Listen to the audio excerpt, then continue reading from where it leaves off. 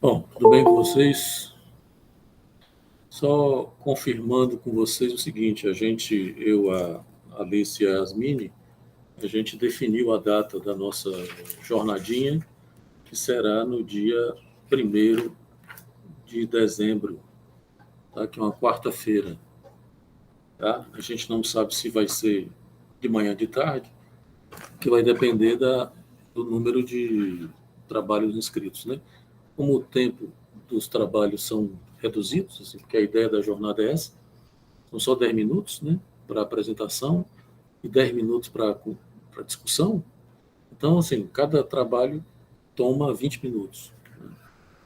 Então, a gente não sabe muito bem, vamos esperar, vamos dar uma data aí muito próximo, 2 ou 3 dias antes do dia 1º, para que vocês se inscrevam, mandem os títulos do trabalho, pelo menos.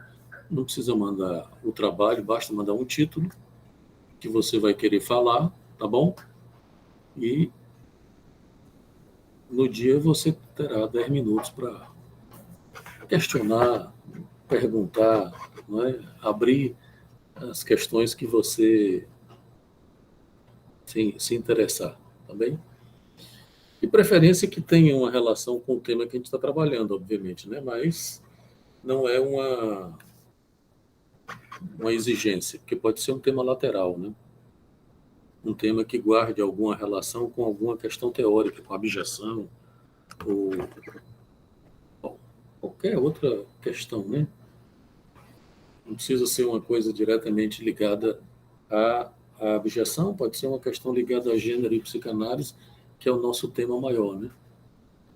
O tema da abjeção já foi um recorte que a gente fez para esse semestre, né? Para o próximo, inclusive, a gente deve fazer outro, né? Tá bem? Vamos lá? Professor, Oi, Suiane. boa tarde. Boa tarde. Você não vai querer um resumozinho não do texto? Não, né? Desse Só o texto aqui? título. Não, só o título. Tô falando da jornadinha. Não, acho que não é necessário. Se você quiser mandar, tudo bem, mas acho que não é necessário. É bom fazer um resumo É para porque vocês se organizarem. antes a gente fez assim, né? A gente estava Foi, fazendo é. assim. Eu não lembro mais, faz tanto tempo, né? Porque Vixe, Maria, não, professor, tanto tempo assim? foi em 19 a última vez que a gente fez, né? Foi 19, mas que aliás eu nem Vai participei, só participei. fazer 2 anos, né? Vai fazer 2 anos. Mas a gente mandou um textinho, eu lembro, das 2 vezes eu enviei um texto. Não, pode ser também, pode ser para gente um resumozinho de Sim, 5 linhas, 10 eu linhas, né? acho que era importante, ao menos para vocês É, já adentrarem o que vai ser, até para organizar, né, as falas, tudo bem, pode pode ser ser. Vou, interessante. vou dar essa sugestão lá para a Yasmin e a Tá Alice, bom, tá bom? tá. Então tá. Hoje a gente vai trabalhar esse texto aqui, a incômoda performatividade dos corpos abjetos. Porque como a gente falou no começo do semestre, a nossa ideia era exatamente a gente falar da abjeção de uma maneira mais teórica, dar uma definição da abjeção desses teóricos que a gente está trabalhando, né?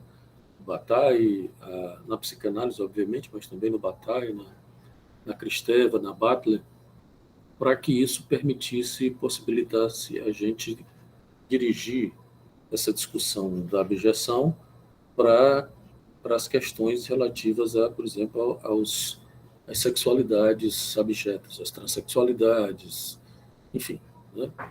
É mais ou menos isso que a gente, inclusive, semestre passado a gente estudou isso, né? Mês passado, o nosso recorte foram as homossexualidades e as transexualidades. Então, esse texto aqui, ele é um texto de transição, né? Ele permite a gente exatamente ir dirigindo as nossas discussões sobre a abjeção para a problemática dos corpos e das sexualidades, especialmente no mundo contemporâneo, né? Uma questão que eu preciso informar a vocês, que é o seguinte: o texto da próxima semana, que eu não me lembro o título dele, deixa eu ver se eu estou com ele aberto aqui. Tô. Que seria esse texto, o Anormal de Foucault e os Corpos que Não Importam, de Butler. Esse texto ele é muito fraco.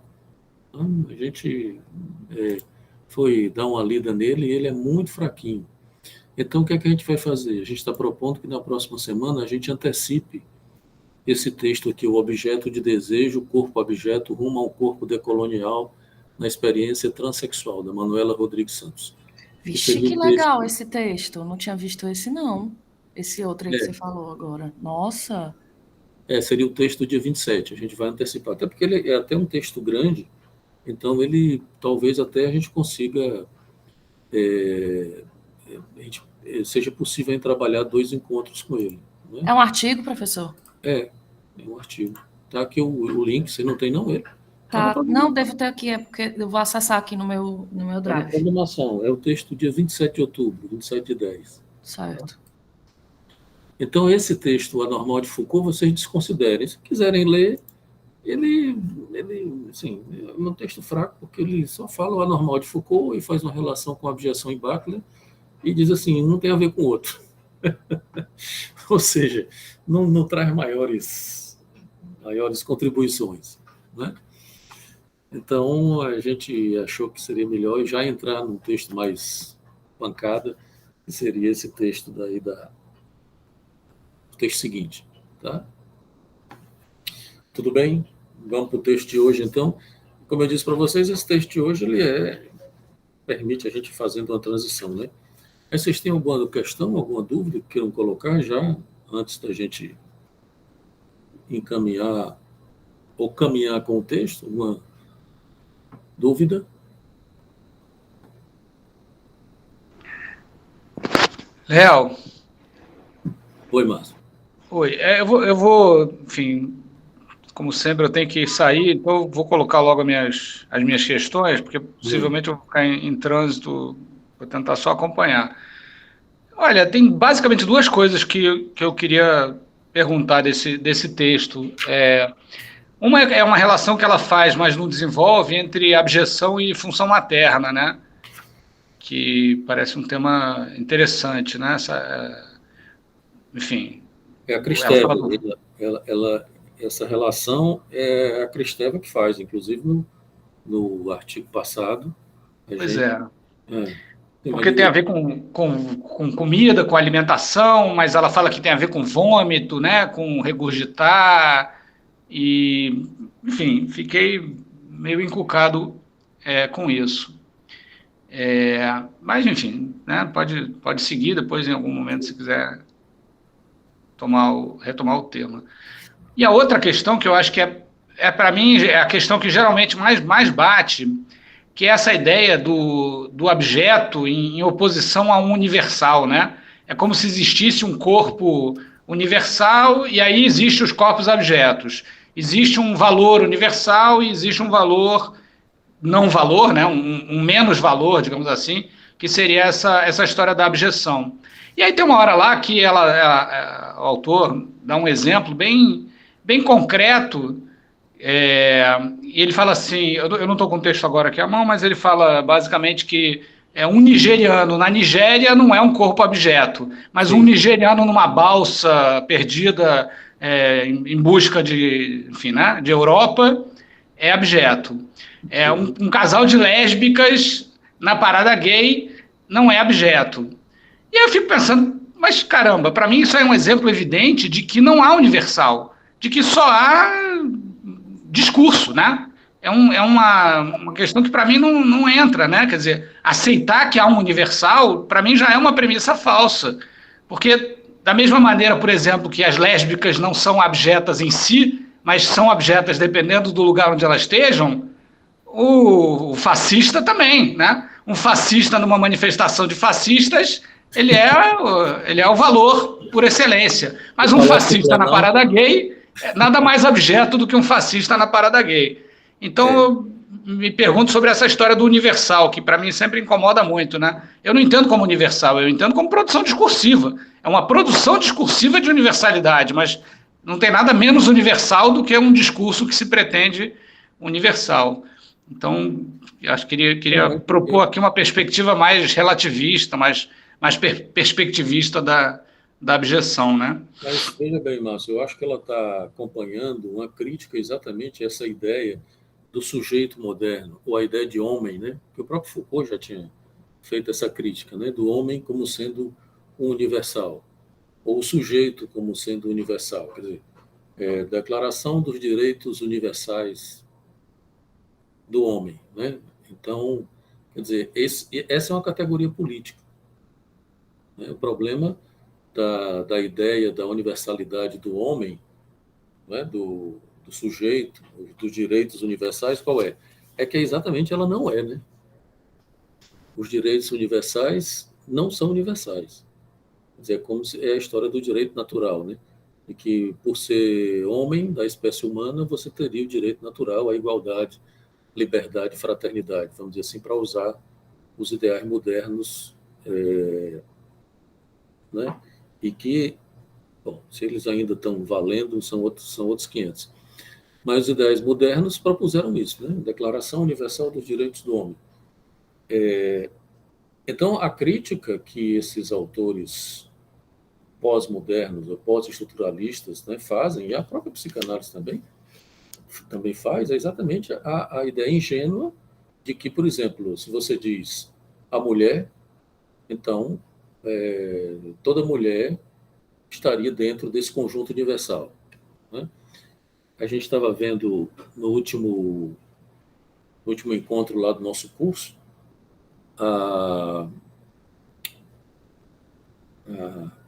esqueci o nome dela, a Andréa Guerra, estava falando disso, né? Quer dizer, quando você diz, se não me engano, foi a Guerra que falou, que muita gente já falou, por exemplo, você diz a mulher, os direitos da mulher, ou o feminismo, ele é um feminismo que tem que considerar, por exemplo, os direitos da mulher, mas ela tem também que considerar o direito da mulher negra. Porque quando você diz os direitos da mulher, você pode estar se referindo ao direito da mulher branca, né? Classe média e tal, e não necessariamente ao direito da mulher negra, de classe baixa e etc. Entende? Então, esse conjunto universal, ele é ingênuo politicamente, porque ele não considera exatamente essas especificidades, que tem aqueles, primeiro tem o fato de que a abjeção, ela tem esse caráter sintomático, no bom sentido do sintoma, né? Que o sintoma está exatamente toda hora denunciando a falha, a inconsistência do outro ou a inconsistência do universal. E isso tem uma função de resistência muito importante, de crítica, né? E por outro lado, quer dizer, quando você vai fazer políticas públicas, por exemplo, isso também tem que ser considerado, né? Então, acho que ela está fazendo, ele, né, que é um autor, né, é o Tiago Porto, ele está fazendo uma crítica que, na verdade, é uma crítica comum a essa... Comum não, assim, dentro do campo já é uma crítica habitual a essa ideia de universalidade. Como também, na própria psicanálise, por exemplo, você não pode considerar o sujeito, não é, como sendo uma coisa universal. O sujeito, para a psicanálise, ele, por definição, ele é singular. É por isso que a psicanálise é de um a um, né? Ou de uma a uma. Porque o que ela leva em conta é exatamente a singularidade do sujeito. Pelo menos é o que se propõe do ponto de vista clínico. Entende? Inclusive, a encrenca da psicanálise com a identidade é essa, né? Que a identidade ela pode exatamente fazer algum tipo de pequeno universal, né? Vamos dizer assim. Então, enfim, não sei se respondi a sua pergunta, mas exatamente o mundo pós-moderno, vamos dizer assim, ele vem exatamente trazer os pós-estruturalistas, os pós-modernos, vamos dizer assim, os teóricos pós-estruturalistas, Deleuze, Foucault e etc., e Companhia Limitada, eles vêm trazer exatamente essa crítica, essa ideia, primeiro da estrutura como um todo, né? E exatamente da ideia da estrutura como sendo universal. Por exemplo, né? Que, como, por exemplo, a ideia do fálico universal, né? Então, eles vão fazendo recorte, vão apresentando, por exemplo, uma certa regionalidade do sujeito, uma certa singularidade do sujeito. Por exemplo, a grande briga de Foucault com a psicanálise não foi essa, né? De que a psicanálise estaria sugerindo invariantes universais da estrutura, como, por exemplo, o falo, né? E o Foucault estava, ou, por exemplo, a histeria e tal, e o Foucault estava dizendo que tudo isso não eram invariantes estruturais, mas são determinados historicamente, né? Os discursos, a verdade, enfim. É a grande crítica, e uma crítica genealógica, que o Foucault faz, por exemplo, à psicanálise, e que, do meu ponto de vista, é uma crítica absolutamente produtiva e necessária. Que eu acho que hoje, né, a psicanálise está parando para escutar, está considerando exatamente essa dimensão genealógica que o Foucault propõe, né? Só para concluir, passar a palavra aqui para a Suiane, eu acho que quem já está aqui há mais tempo, nossos estudos, já me ouviu falar nisso. Tem um psicanalista francês, o Jean Alouche, que ele tem uma famosa frase, que ele diz assim: a psicanálise precisa se tornar Foucaultiana. Apesar de eu não concordar completamente com a frase, eu concordo em parte, porque acho que a psicanálise, eu acho que o que está acontecendo hoje na psicanálise, essa renovação que a psicanálise está se abrindo, né, e está se propondo, inclusive do ponto de vista prático, né, tem a ver com isso, com essa consideração dessa condição genealógica dos conceitos e da estrutura, né? Paramos de pensar numa perspectiva invariante, estruturalmente, né, genealógica e tal, né? Diga isso, Iane. Não, só queria essa coisa que o senhor falou da Andrea Guerra. Hoje, dentro do movimento assim do feminismo, se chama interseccionalidade, né? Que é a visão de olhar para as mulheres de forma plural, né? Porque as mulheres são variadas. E aí existe um livro muito bom que foi organizado pela Djamila Ribeiro, não sei se o senhor já ouviu falar, mas acho que vou mandar lá no grupo, para quem se interessar, que se chama justamente isso, Interseccionalidade, o nome do livro, e explica muito bem essa visão partindo do pressuposto racial, porque todas as autoras e autores que escrevem nessa edição, nesse livro dos feminismos plurais, que ela chama, são negros. Então, partindo desse pressuposto da cor, né, e tal, que é tão importante dentro dessa discussão.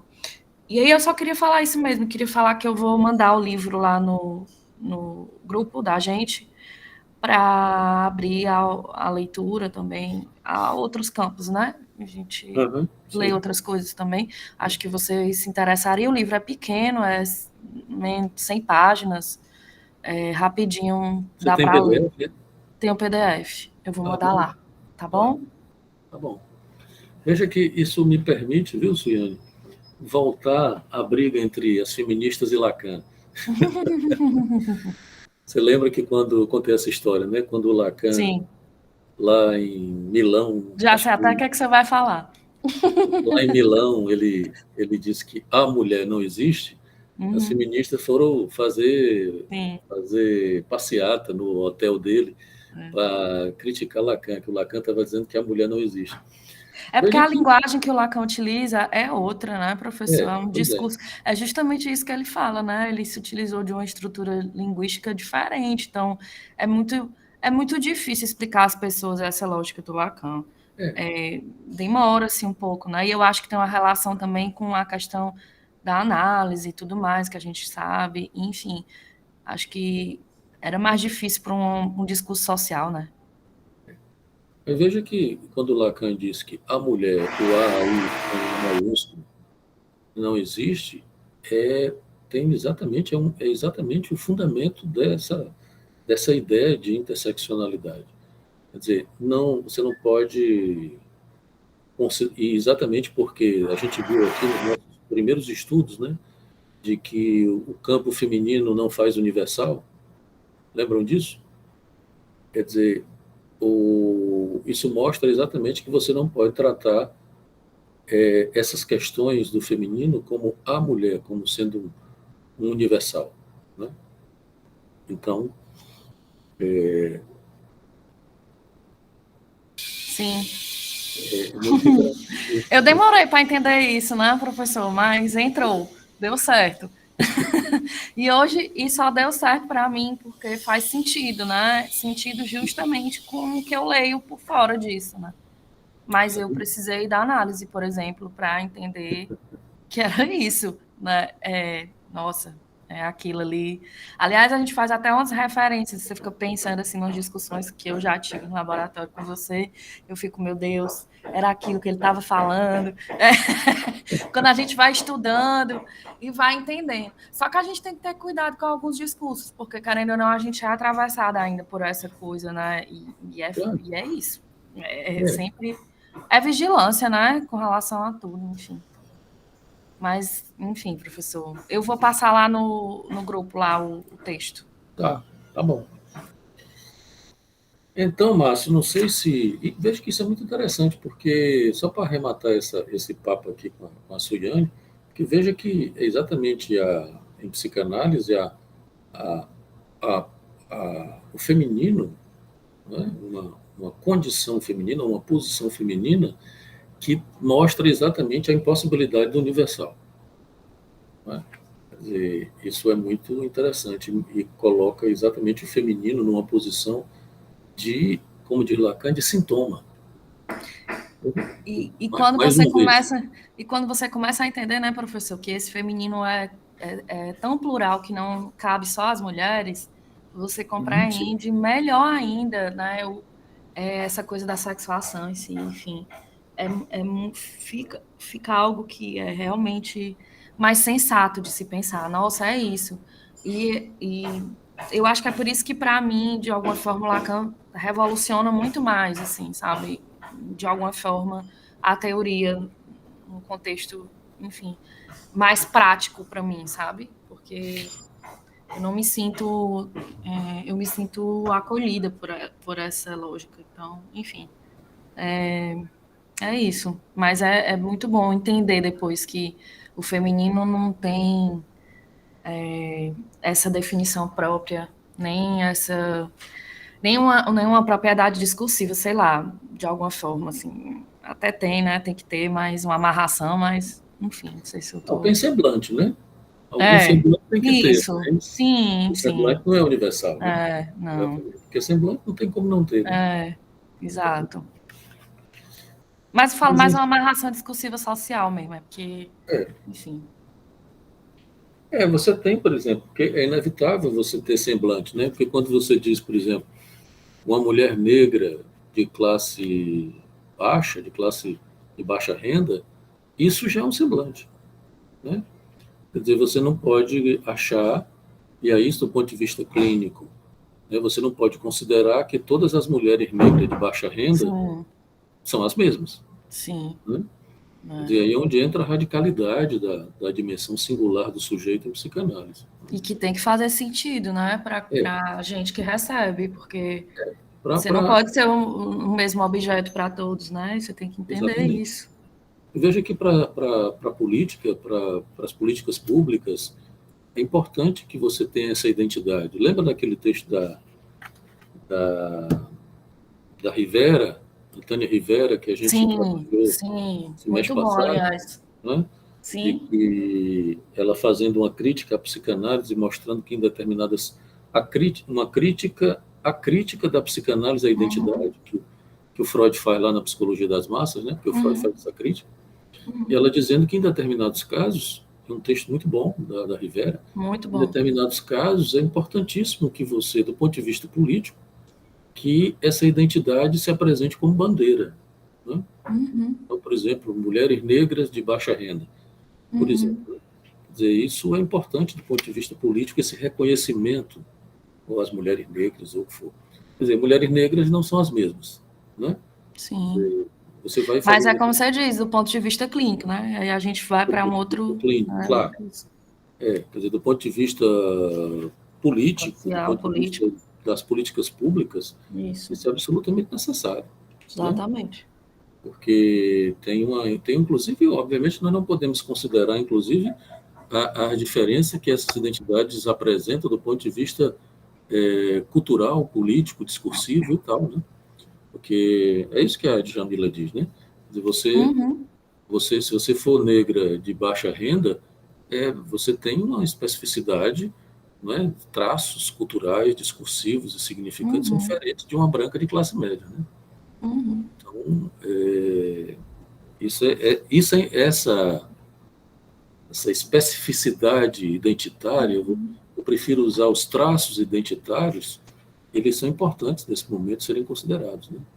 Sim, com certeza. Que não eram consideradas para as primeiras feministas, né? Que Exatamente. estavam numa classe burguesa, enfim, não deixou de ser uma causa importante, né? É, Para as mulheres em si, no geral, mas que acabavam por excluir, né? Ser excludente. Tem muita gente discutindo sobre isso e discursos muito legais, assim, de é, movimentos dentro do exatamente. movimento.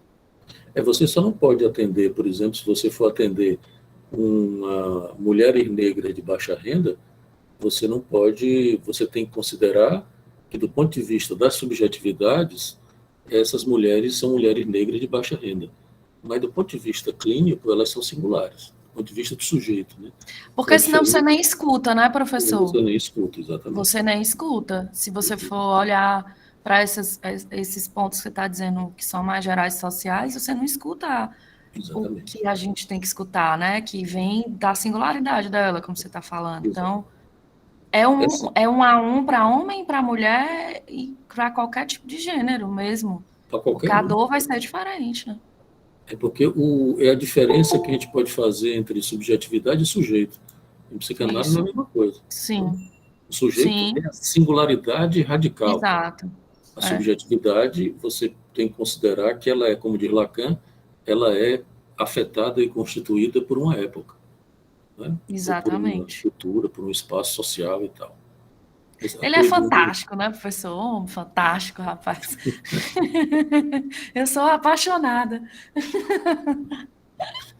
diga aí, Cleidiane. Cleidiane levantou a mão, cadê ela? Oi, bom, é porque eu estava essa semana vendo umas críticas, eu acho que se encaixa um pouco nessa discussão de vocês sobre a língua não binária, né? E, assim, uma crítica meio conservadora em relação a essa nova forma de linguagem. E eu não sei, eu quis trazer isso porque eu acho que se encaixa um pouco no que... Eu sei que vocês estão falando de questões relacionadas ao feminismo, mas eu acho que se encaixa um pouco nessa discussão, né? Será que esse padrão conservador em relação à linguagem, né, também não diz respeito a uma identidade universal, né, a querer colocar o sujeito? Porque, lógico que a gente tem que seguir uma norma, né, da língua portuguesa, por exemplo, mas até que ponto, né, também. Então, existe uma crítica enorme em relação a isso. Eu não entendi bem qual é a crítica, Cleidiane. A crítica. Não, A a crítica de crítica... ser utilizada, professor, não é, Isso, Cleidiane? exatamente, Cleidiane. Suiane. E o quê? Não entendi. Existem muitas críticas em relação a ser utilizada. Dizem que não é inclusiva, ao contrário de ser inclusiva, né? O senhor entende, Então, professor, o que é essa linguagem neutra? Sim, Já tem. viu? sim, sim, sim. Pois Eu não é. entendi ainda, gente, qual é a crítica. Não, a crítica ela está falando que ela leu sobre alguém criticando o fato de ser utilizado a linguagem neutra, no Hum, caso, numa linguagem coloquial, normal, assim, num discurso social assim, comum, nós Isso, utilizarmos de exatamente. forma diária, rotineira, incluirmos isso no nosso dia a dia, né? E isso virar algo corriqueiro de se falar, né? De expressar-se para as pessoas de forma neutra, assim, entende? sim. Bem, eu acho que eu estou partindo de um pressuposto hoje que eu mudei minha cabeça com relação a algumas coisas. Sim, por causa da psicanálise, né, enfim, dos meus atendimentos antes do professor falar, e por causa da minha análise em si. Mas, assim, eu passo do pressuposto que eu tenho que respeitar hoje as existências, né? Então, se alguém me pede para que eu utilize esse tipo de pronome, alguma coisa, né, que eu, né, não o chame de tal coisa, ou não, né, não fale ele ou ela, e porque ele deseja, para não se sentir incomodado, eu faço. Mas não sei se isso cabe numa forma corriqueira de tratar as pessoas, né? Assim, mas eu acho que a existência das pessoas e como elas veem a vida tem que ser respeitada e acolhida, né? Não sei, enfim, não sei como é que o professor pensa nisso, mas acho que antigamente eu pensaria que eu deveria aceitar esse discurso de incluir a neutralidade na minha vida. Mas eu não sei hoje se eu penso bem assim. Enfim, acho que eu aceitei que a gente precisa de certas amarrações aí dos sujeitos em si, enfim. Não sei. Enfim. Não, é como eu disse, eu acho que do ponto de vista dos semblantes, se alguém se diz neutro e quer ser tratado com pronomes neutros, tudo bem, você não vai não fazer isso, né? Que é como você disse, você tem que suportar, tolerar, respeitar, porque a gente respeita ou tolera as diferenças, né? Nem sempre se respeita, mas, enfim. A questão, porque aí é onde entra novamente uma diferença entre o discurso no laço social e a posição do sujeito na clínica. Veja que a posição do sujeito na clínica não é neutra. Não tem como ser. Se for, não tem análise. Entende? Então, é complicado isso, porque eu me lembrei do Bartleby, esqueci o autor, que o Agamben, inclusive, faz uma análise, né? Aquela história do cara que não se compromete com nada, que tem uma frasezinha, que para tudo ele diz, eu prefiro não, é melhor não. Uma coisa assim, um personagem, e é muito interessante o livro, o Bartleby, que vocês têm, o Agamben tem um texto sobre isso, né? Que é essa ideia de neutralidade, quer dizer, é impossível você ficar neutro diante do seu corpo. Né? O do Agamben, porque é um conto que o Agamben, agora não vou me lembrar o nome não, Bartleby, né? Bartleby, com Y, no fim. E tem o conto e tem o livro do Agamben sobre o conto, né? Sobre esse personagem. Márcio, eu acho que o Márcio deve saber. Márcio, você que é o nosso... Léo? Oi. Eu queria só comentar sobre o Bartleby, né? Do Melville, é o cara do Moby Dick. Exatamente. Tem um capítulo do Sociedade do Cansaço em que o Byung-Chul Han trabalha o Bartleby. Ele é muito polissêmico, né? Ele é muito aberto a interpretações, porque a história é basicamente de um escriturário, ou seja, um funcionário, né? Um trabalhador que trabalhou muito, já produziu pra caramba e tal, e acha que tá bom, né? E quando pedem para ele fazer uma coisa, ele não abre o barraco, ele não propõe a revolução, ele simplesmente diz, não, obrigado, tô de boa. Melhor não, né? Não é melhor não, eu acho. Ele fala, eu prefiro não. Eu prefiro não. Eu prefiro não fazer. Dá pra não fazer? Pode ser?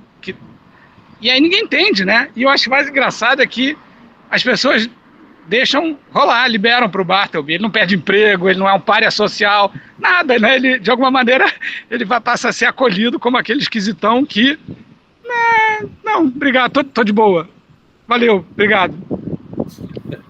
É muito engraçado, não é nada engraçado, mas é muito engraçado. É um excelente texto. E aí tem esse capítulo do Sociedade do Cansaço, que é bem interessante, que ele fala sobre o Bartleby. É isso, vou seguir aqui em trânsito. Porque, veja bem, do ponto de vista, como eu disse, do ponto de vista do semblante, porque no laço social, tudo bem, você tem que, se as pessoas se dizem neutras e tal, tudo bem. Agora, do ponto de vista clínico, isso é um tanto quanto impossível. Porque como é que você vai ficar neutro diante do seu corpo traumatizado? O seu corpo é traumatizado, o seu corpo foi traumatizado, e é por isso que ele goza. Então, como é que você consegue ficar neutro, né? Mas a não ser que você pague o preço de se fazer de morto, né? Por exemplo, que é um preço complicado, você de um apassivamento absoluto. Isso, bom, é um personagem, o neutro é um personagem complicado por exemplo, para o percurso de uma análise, né? O sujeito da psicanálise não é um sujeito neutro, né? Ele não é, por exemplo, ele não é homem nem mulher, ele é uma função, né? O sujeito não é homem, não é mulher, não é trans, não é bi, não é homo, não é nada. O sujeito é uma função de singularidade, né? Mas ele também não é neutro, porque a própria ideia de singularidade já implica uma não neutralidade, já implica exatamente que algum traço do sujeito faz um efeito de esburacamento do outro. Então, é complicada a ideia de neutralidade aí, né? Quer dizer, eu entendo que tem aí uma posição identitária e uma posição sexual que se apresenta dessa forma, né? Mas, bom, diga aí, Vitor. Professor, boa tarde, gente. Eu estava pensando sobre o termo neutro, né? Porque eu não sei, eu estou com a impressão de que o senhor está usando num certo tom e talvez a ideia da neutralidade de gênero tenha a ver mais com não é homem nem é mulher. E aí tem várias e várias e várias outras, né? Mas eu não sei se implica nesse aspecto, né? Nesse aspecto de neutralidade, sabe? Eu também não estudo muito, né? Fiquei só com essa impressão que queria compartilhar. Mas veja que os significantes contam. Que uma coisa é você dizer, não binário, né? Uma coisa é você dizer assim, olha, eu vou traduzir isso na linguagem lacaniana, vamos dizer assim. Uma coisa é o sujeito dizer, olha, eu gozo falicamente e gozo femininamente. Tudo bem. Não aceito a identidade, né? Seja ela fálica, seja feminina, o que cá para nós também é impossível. Mas tudo bem. Se o sujeito, no semblante, ele quer se colocar assim, porque é impossível por quê? Porque se o sujeito não aceita uma certa identidade ou identificação qualquer, ele provavelmente vai se encaminhar para uma psicose, né? Então isso é complicado. Mas tudo bem se o sujeito, no semblante, na condição, porque veja, quando eu digo semblante, eu não estou falando de uma coisa que é imaginária simplesmente, ou uma coisa que é inverídica. Não, o semblante ele guarda uma relação com o real do gozo do corpo, inclusive, né? Se alguém diz, olha, eu não me identifico como homem, eu não me identifico como mulher, eu me identifico com X, ou Y, ou sei lá, o que for, tudo bem, né? Ele não quer dar um nome a isso, e tudo bem, o real do gozo não precisa ter nome, né? Quer dizer, é bom que tem, mas não necessariamente. Então, isso é uma questão. Agora, isso não quer dizer, só para arrematar, porque tem gente aqui que levantou a mão, não quer dizer que você consegue fazer com que o corpo não goze, que o corpo seja neutro. Isso não dá. Clinicamente não dá. Você pode até fazer de conta no laço social que isso acontece, mas a gente sabe que não é possível, né? Quem foi que levantou a mão? Maria Clara. Diga aí, Maria Clara. Olá, pessoal. Oi. Esse negócio do neutro, eu também tinha pensado igual o Vitor de cara, mas você falou, faz muito sentido essa coisa. O porquê neutro, né? Algo tão que se coloca tanto, porquê neutro. Mas uma coisa que eu estava pensando sobre essa questão da identidade, que é algo que me chamou muita atenção, e eu lembrei do grande conflito dentro do movimento feminista, de tirar um pouco o foco de o feminino, o patriarcado, e começar a trabalhar com a noção de gênero. Porque no gênero realmente é mais solto. Ele não trabalha com a mulher. E eu acho isso de uma qualidade imensa, né? Mas qual foi... Isso causou muito apego a muitas mulheres e feministas, grandes feministas, dizem assim, como assim você vai tirar... Tipo assim, a gente nunca teve centro de nada. Aí quando a gente constrói um movimento que é o feminista, vocês querem tirar até isso da gente? Então acho que por isso também essa coisa, né, de... Uma vez eu vi um vídeo da Maria Homem, desse negócio, né, de que não tem a mulher pro Lacan, e ela vai explicar que é porque não existe a mulher, enquanto pro homem existe o falo, que é essa referência, né?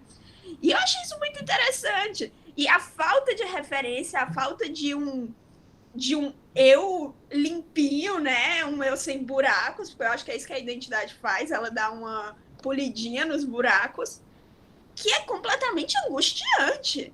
Sendo que eu acho que quando a gente vai fazer tanto política como análise, esse tipo de coisa, é na angústia mesmo.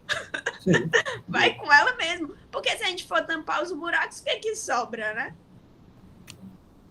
É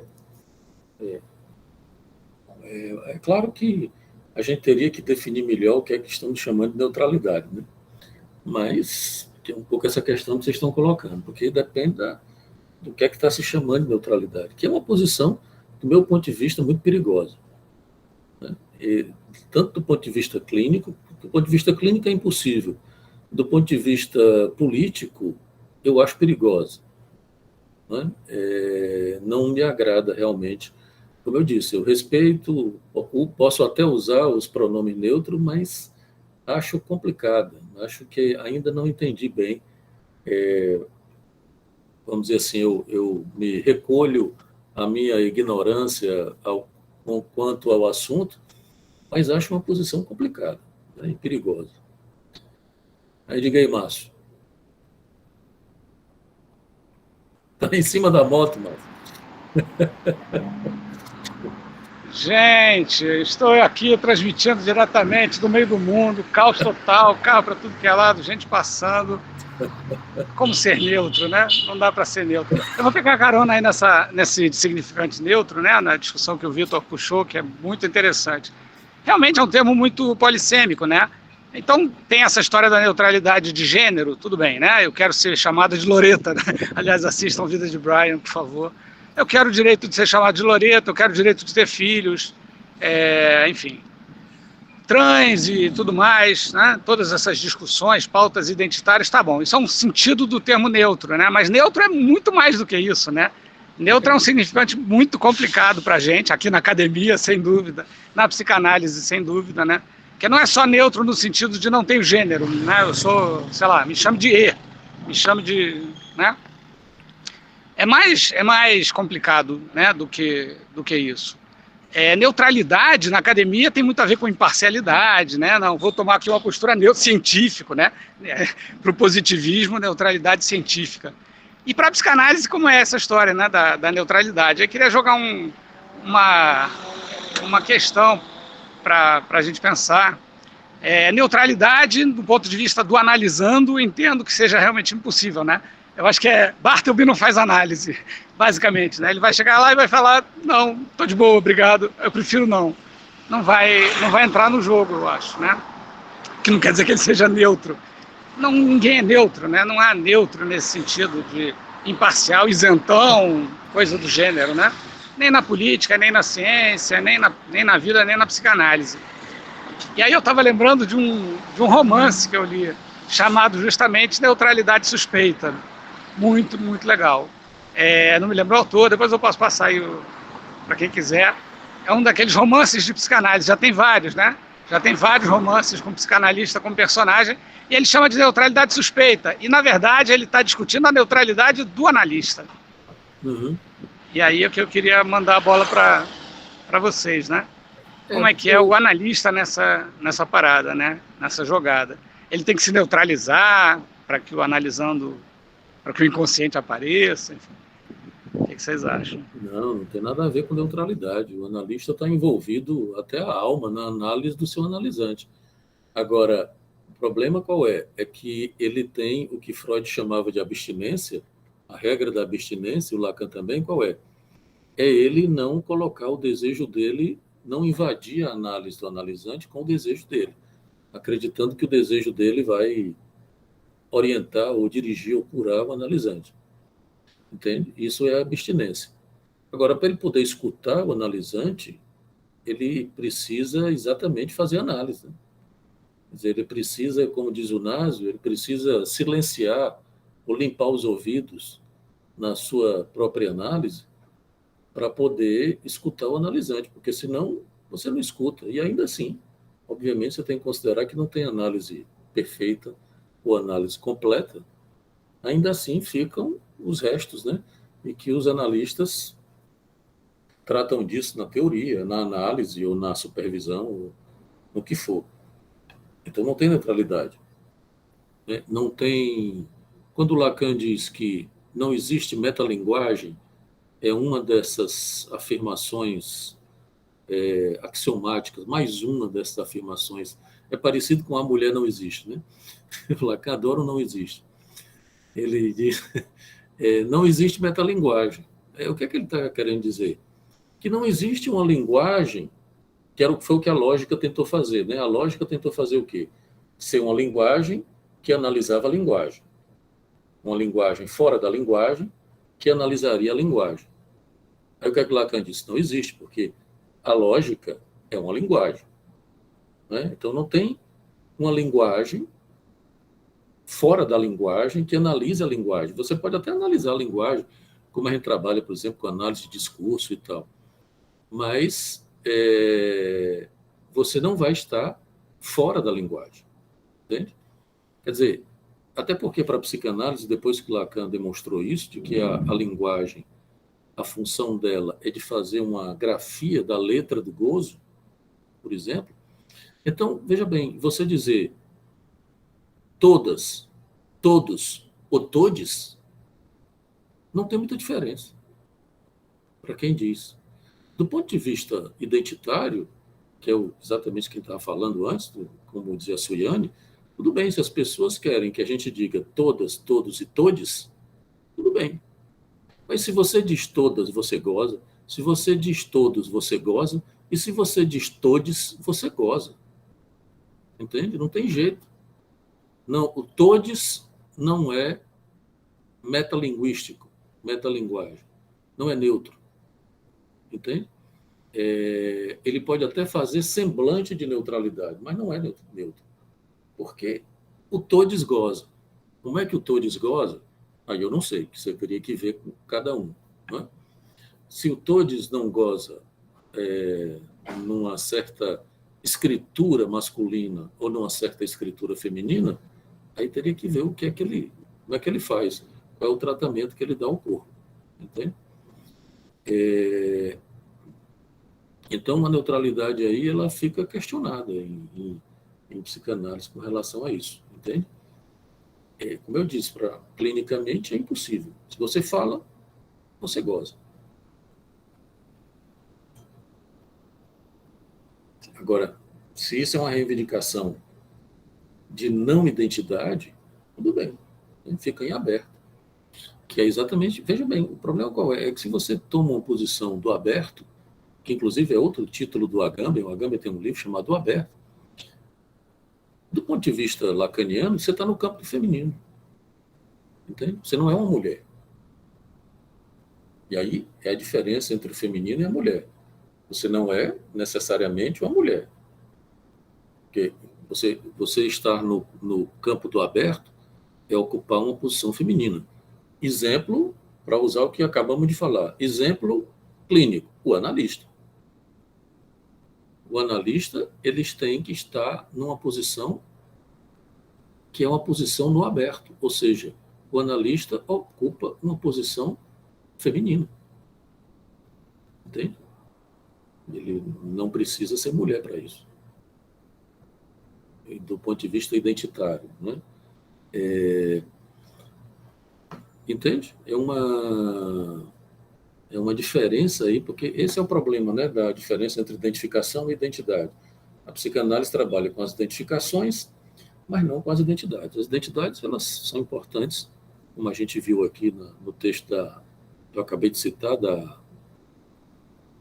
Rivera, da Tânia Rivera, elas são importantes para uma reivindicação política, importantíssimas. Né? Tá certo? Não sei se... É o que a gente já... O texto já foi para o espaço, né? A gente... Vamos voltar para ele ou não? Vocês que dizem. Eu já ia perguntar, e o texto mesmo? O texto, ele volta a algumas questões que a gente já viu aqui.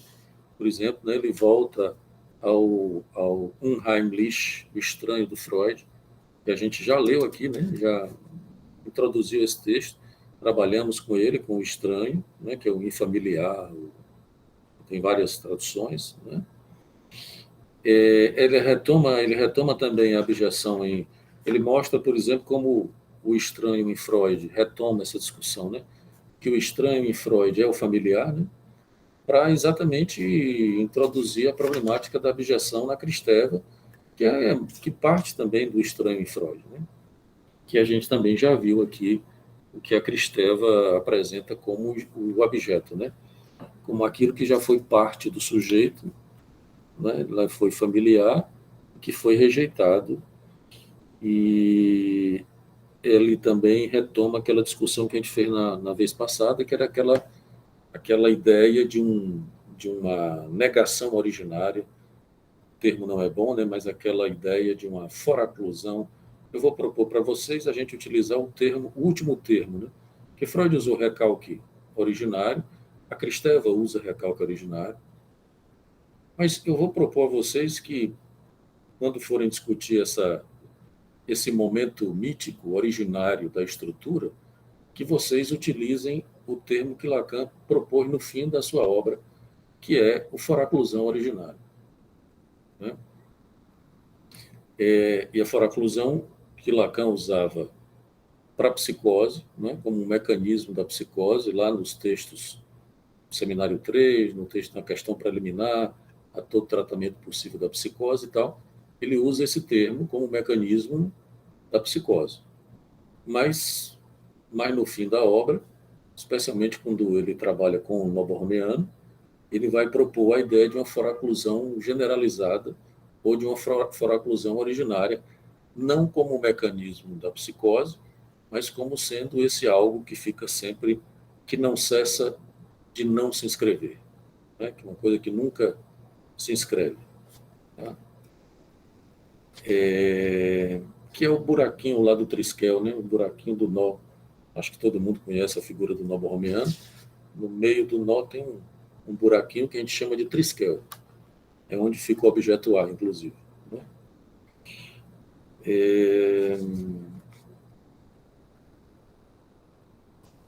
Tem uma frase importante aqui do texto que tem a ver com uma questão que apareceu na vez passada, que é uma definição interessante, importante do autor, que ele diz assim, para Kristeva, né, a abjeção é uma trama torcida de afetos e pensamentos que não tem objeto definível. Quer dizer, a abjeção não tem um objeto definido. Não é? Ele é como se fosse algo que diz respeito a um encontro com o real, na linguagem lacaniana. Né? Lembrem que o Lacan chama esse encontro com o real de tiquê, lá no Seminário 11. A tiquê é uma repetição de um encontro com o real que é sempre inevitável. Né? Quer dizer, você não vai passar a vida sem encontrar o real. Aí, por exemplo, a pandemia é um encontro com o real. Né? Quer dizer, você não tem como... não tem jeito. Né? Quer dizer, o buraco, o abjeto, a morte, enfim, tudo que está fora de uma trama simbólica imaginária, né? Que é um pouco essa ideia, o próprio corpo. Nosso próprio corpo, ele é tecido de uma trama simbólica imaginária que faz um tipo de borda sobre o real. Quer dizer, a gente tenta, pelo menos, não se deparar com o real do corpo, que é propriamente a morte, rigorosamente a morte. Mas o adoecimento, o mal-estar, né, doença, o que for. Né? Tudo bem? Ele cita que o Freud também fala do cadáver, né? E aqui ele entra depois no que nos interessa, porque tudo isso a gente já viu, até a página 161, ele vem falando de coisas que a gente já viu aqui. Ele meio que recupera algumas discussões que a gente fez. Tá, Suyane, tudo bem, tchau.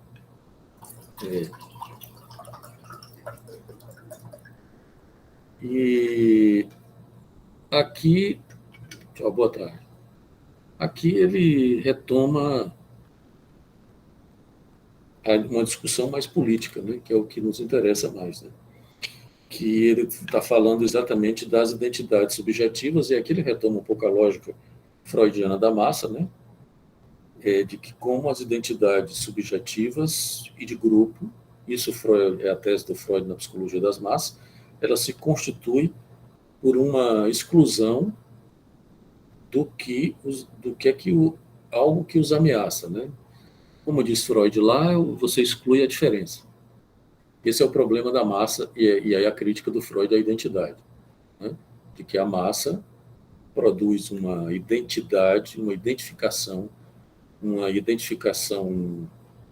horizontal, tem uma identificação vertical com o líder, né?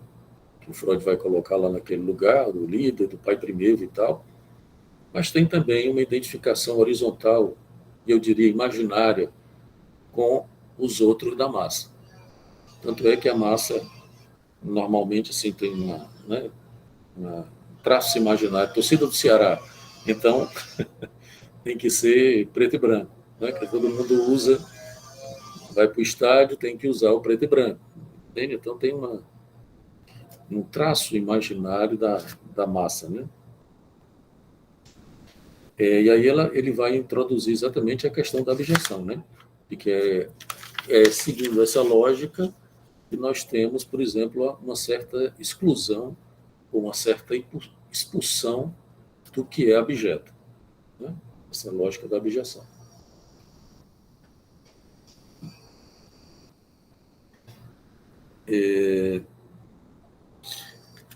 Tem uma coisa importante aqui, né, que tem a ver com aquilo que a gente estava falando e que tem a ver com a ideia. Ele não cita o Agamben, mas ele tem uma famosa, ele cita a Butler, né, das vidas precárias da Butler. Diz que a Butler vai dizer que nem todas as vidas são passíveis de serem reconhecidas como vivíveis, que era exatamente isso que a gente estava falando antes, né? Quer dizer, a gente tem por exemplo, a ideia de homem, não é, como universal. Os homens têm o conceito de homem que o Foucault criticou tanto, né, como universal, como tendo direitos universais e tal. A gente põe bem, nem sempre é assim, né? Existem certos homens, e veja que no direito universal, Declaração dos Direitos Universais do Homem, não tem mulher, né? Não é de homens e mulheres, é só homens, no sentido da humanidade, né? É a ideia de indivíduo moderno, né? Com direitos, deveres e etc. Pois bem, é uma das críticas que o Foucault faz, né? Quer dizer, a ideia do indivíduo moderno, ela é construída historicamente. Veja que isso, inclusive eu dou uma disciplina na pós-graduação, no mestrado e doutorado, que se chama Gênese e Epistemologia da Psicologia, onde a gente discute exatamente isso, a construção do indivíduo moderno como sujeito e como objeto, que é mais ou menos a pegada Foucaultiana, e mostra como essa ideia de que o indivíduo é uma dimensão universal, e o Foucault vai mostrar que não. Que isso é construído, né? É uma categoria construída no mundo moderno, a partir do século XVII, né? Que tem uma especificidade psicológica, jurídica e política, né? Que é essa categoria, e que é exatamente uma categoria subjetivante. A partir daí, os indivíduos modernos, que somos nós, nos subjetivamos a partir dessa ideia do indivíduo moderno, um indivíduo racional, que tem direitos e deveres, não é? E que tem representatividade política. Não é? Isso é muito bonito se fosse verdade. Quer dizer, é verdade para mim e para vocês, que somos a maioria aqui de brancos, classe média e classe alta. Não é? Quer dizer, para nós, isso até é verdade, do ponto de vista dessa representatividade política e etc. Mas para o carreteiro que anda no meio da rua, aliás, eu vi uma frase sensacional, um rapaz, um carreteiro que eu chamo aquele cara que anda no meio da rua com a carreta pegando coisas, né? Pegando ferro, essas coisas assim. E na carreta do cara tinha assim: não sou o dono do mundo, mas sou filho dele. Eu achei genial o paradoxo, né? De uma frase dessa escrita num... O nome não é carreteiro não, né, gente? Como é o nome? Tem um nomezinho, que carreteiro era antigamente.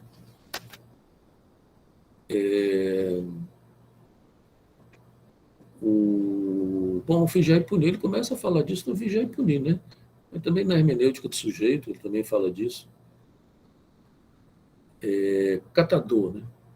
Catador é o nome... É agente de reciclagem, rapaz. Reciclagem, pois é. Que antigamente a gente chamava de carreteiro, né? Enfim. Quer dizer, nós vimos agora a história veja, deixa eu só arrematar, para não passar para outro tema, né? Então, quer dizer, essas vidas que não são passíveis de serem reconhecidas como vivíveis, não sei se todos vocês já leram alguma coisa do Agamben, mas que é um pouco o que a Butler chama de vidas precárias, né? Que é também o que o Agamben chama de homo sacer. O homo sacer, que são aquelas vidas, o homo sacer, que ele vai se referir como sendo uma figura, uma das figuras do homo sacer é o que ele chama de muçulmano, o Agamben, que era um personagem do campo de concentração nazista, e que esses muçulmanos, que não eram muçulmanos, porque eram judeus, né? Mas eles tinham um apelido de muçulmano porque eles eram curvados e ficavam numa posição como parecida com a dos muçulmanos. E esses seres, eles eram zumbis, né? Eram seres que, no campo de concentração, chegavam num nível de decadência física e psíquica que se tornavam zumbis, né? Então, na descrição do Agamben, se um guarda passasse e desse um chute num desses caras, esse cara morria, né? Quer dizer, e o Agamben diz uma coisa interessantíssima, está lá no livro dele chamado O que Resta de Auschwitz, mas o Agamben tem uma série de livros sobre o Homo sacer, né? O Homo sacer 1, 2, 3, 4, 5, 6, não me lembro se tem o 7, acho que tem até o 6. Um deles é esse O que Resta de Auschwitz. E ele diz uma coisa interessantíssima lá nesse livro, O que Resta de Auschwitz, de que esses seres, eles não perderam propriamente a vida, eles perderam a morte. A morte no sentido de que sequer a morte pode ser celebrada. Não é? Quer dizer, ele morreu ou não fazia a mínima diferença. A figura do Homo sacer era uma figura grega, não é? Que era exatamente um sujeito onde que ele era considerado alguém cuja lei não vale mais para ele. Não é? Então, se você o matasse, você não era criminoso, por exemplo.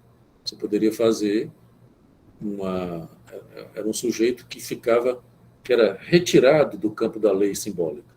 Então, se você matasse aquele Homo sacer, isso não era um crime, não seria um crime. É um personagem curiosíssimo. Pois bem, recomendo que leiam. Esse livro do Agamben é um livro fininho, você lê num fim de semana. recomendo que leia, que é um livro muito potente, o efeito, fui muito afetado por esse livro, escrevi muita coisa depois disso. E o Zizek, lendo o Agamben, que é mais ou menos a ideia do Agamben, ele diz assim, olha, mas se no fim das contas todos nós formos equivalentes ao muçulmano, né? Porque, na lógica, você pode até dizer, mas que os pobres negros estariam mais próximos dessa condição de muçulmano, porque morrem, né, aos borbotões, e isso não tem nenhuma consequência, né? O Estado mata pobres e negros todo dia, crianças pobres e negras, e isso não tem muita consequência, né? É a tal da tanatopolítica do Agamben, da necropolítica do Mbembe, enfim, essas políticas que a gente tem discutido ultimamente, né? Mas veja que, de uma certa forma, na lógica do mercado, isso vale também para todo mundo. Eu estou lembrando agora, e era isso que eu ia falar antes, da Prevent Senior. Não é? Vocês viram a história da Prevent Senior. A Prevent Senior chegou um momento em que, inclusive teve o cara que foi depor na CPI, vocês viram? Que por uma questão de mercado, não foi só de mercado, obviamente, mas por uma questão de mercado, ela resolveu matar algumas pessoas. E que não eram, tudo bem, poderiam ser idosos, que o idoso também pode estar nessa condição de vida matável, né? Como diz o Agamben. Mas por uma questão de mercado, os caras chegavam e diziam assim, olha, esse aqui já era, ele vai para os cuidados paliativos. Vocês viram a história do cara lá, né, na CPI? Por sorte do cara, a família, as duas filhas, fincaram o pé e disseram, não aceitamos. E o cara hoje está aí vivo para contar a história.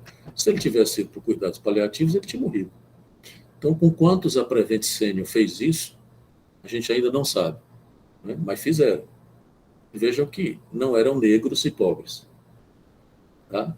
Veja bem, não estou retirando a ideia de que negros e pobres estão nessa condição de homossassa, né? Ou de vidas matáveis. Não estou retirando.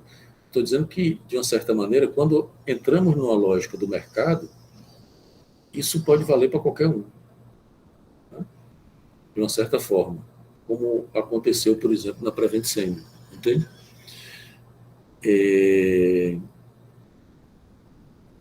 Enfim, mas isso daria uma discussão muito mais ampla, né? Muito mais... Oi, Márcio, quer falar? Muito complicado isso, né? Porque, de fato, temos um universal aqui, né? Não precisa mais ser preto e pobre, basta ser velho. E não necessariamente velho, né? E outros... Todo mundo, na verdade, menos aqueles que a gente sabe que não. Os que são mais iguais do que os outros, né? Mas, no geral, neoliberalismo é isso. O bicho está pegando. Neoliberalismo, né? É isso, exatamente. É cada um por si e... se segure. Tem um livro que o Raul e o Rafael organizaram, que é Psicanálise e Capitalismo, vocês devem encontrar por aí, que tem um capítulo meu que se chama O Fim do Inconsciente, que é obviamente uma provocação, né? Que é um capítulo onde eu discuto exatamente essas questões do Agamben, do muçulmano, e essa ideia exatamente de que, por exemplo, como o neoliberalismo pode, por exemplo, destruir o sujeito, né? Veja que não é por acaso, e agora a gente também teve o Raul e o Paulo Henrique, a gente também mandou um artigo sobre os efeitos do neoliberalismo, foi aceito, deve estar sendo publicado. Faz tempo esse artigo, já está rolando, deve estar sendo publicado já. E, por exemplo, por que vocês acham que a psicanálise perdeu terreno no mundo psi para a teoria comportamental cognitiva? Né? É porque a teoria comportamental cognitiva é mais científica do que a psicanálise, como eles como eles apresentam, não. É porque a teoria comportamental cognitiva, ela foi gestada no neoliberalismo americano, está lá no Foucault. Leiam o Foucault, que se chama O Nascimento da Biopolítica, um curso do Collège de France. O Foucault vai dizer exatamente isso. Toda a mecânica do neoliberalismo americano, né, e que implicava exatamente uma neoliberalização da subjetividade, essa coisa da produtividade e tal, da eficácia, da eficiência, enfim. Então, não é por acaso que a TCC faz tanto sucesso hoje, porque ele faz sucesso no mundo neoliberal, onde o neoliberalismo passou a ser um discurso hegemônico. Né? Quer dizer, é um discurso, não por acaso, a TCC é uma teoria sem sujeito, né? Onde o sujeito não conta. Eles dizem que não, que é crítica de psicanalista, mas é verdade, quer dizer, se você faz uma técnica de condicionamento e etc., o sujeito não conta, a escolha do sujeito não conta. Né? Eles introduziram o cognitivo, né, porque o cognitivismo raiz é Piaget, eles pegaram o cognitivo para ver se tinha um sujeito qualquer aí que eles colocassem, que seria o sujeito cognitivo, do cognitivismo. Né? Mas também não responde à ideia de singularidade, por exemplo. Né? Então, a TCC ela é mais atual do que a psicanálise no mau sentido, né? Não no bom sentido, no sentido de que ela responde às demandas do neoliberalismo contemporâneo. Né? Mas, enfim, diga aí, Márcio.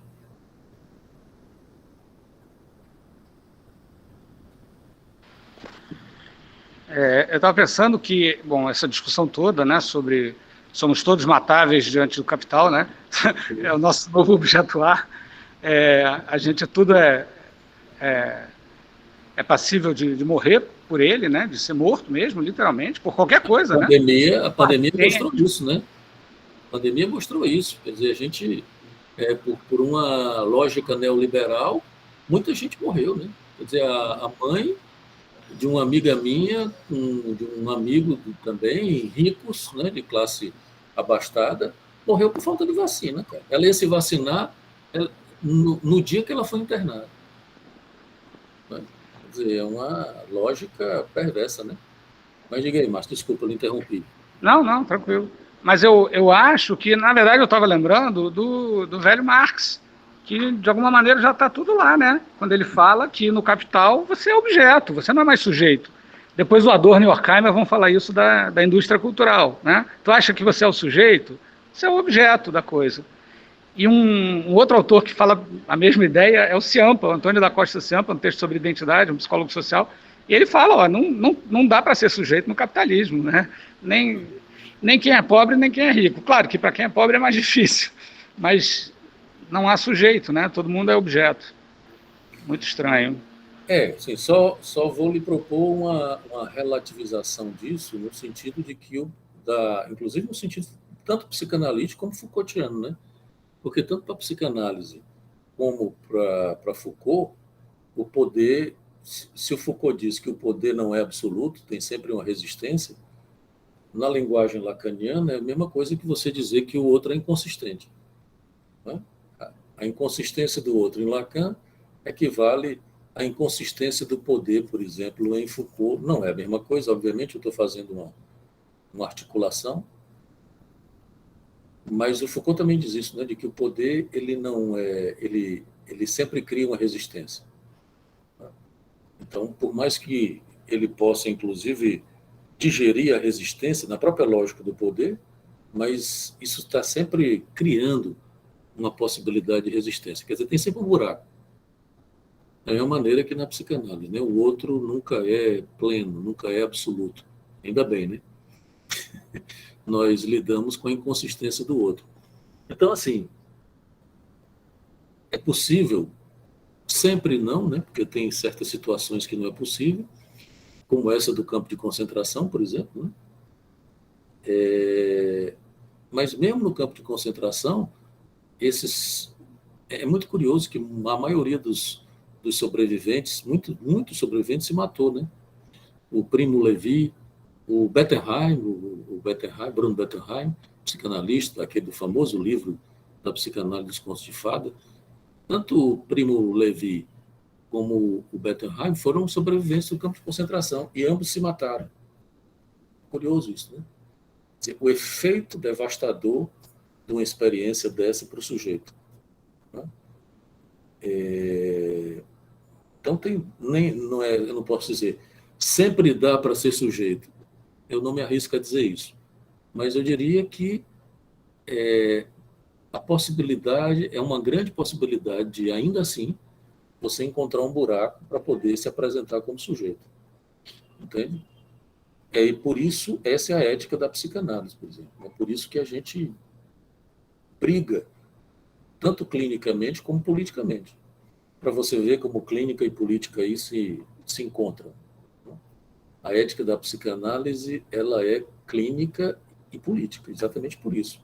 Porque a psicanálise, ela precisa do buraco, ela trabalha com o buraco. Se não tem buraco, não tem sujeito. Por sorte, sempre tem. Quer dizer, esse sempre aí, como eu já disse, a gente pode relativizar. Nem sempre, né? Às vezes tem certas situações devastadoras que não tem sujeito. Né? Que o sujeito se apaga, se destrói, se devasta. Né? Mas, enfim, gente, vamos... A gente pode... Acho que a gente tem mais alguma questão que vocês queiram colocar?